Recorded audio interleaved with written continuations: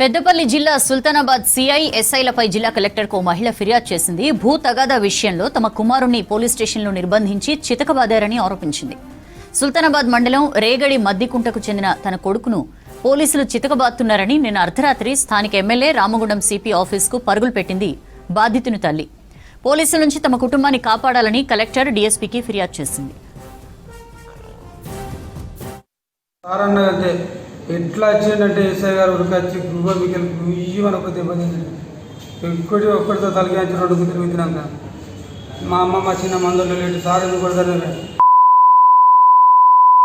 First floor తీసుకుపోయారు sir, కొట్టుకుంటే తీసుకుపోయి నన్ను డైరెక్ట్ మొద్దుకేసారు సార్. ఎస్ఐ గారు సిఐ గారు ఇద్దరు నడుపు గాంతో ఏం నడకంది కదా మొద్దుకే అన్నారు. మొద్దుకేసారు సార్, కాలు కాపిల్లు ఎట్లా కొట్టారు సిఐ గారు అంటే పెళ్ళి అందులోనే 100 దెబ్బల కంటే ఎక్కువ కొట్టారు సార్. ఇది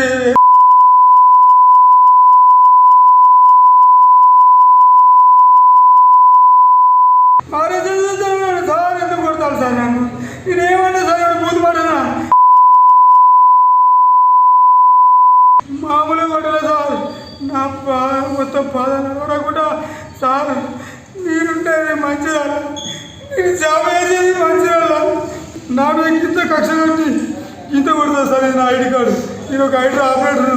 నేను సార్ షూ వేసుకుంటే సార్ ఎప్పుడు నా కాలు సున్నితంగా ఉంటే సార్ నుంచి పెళ్ళి అనుకున్నాడు. కొట్టిడు మామూలుగా కొట్టలేదు,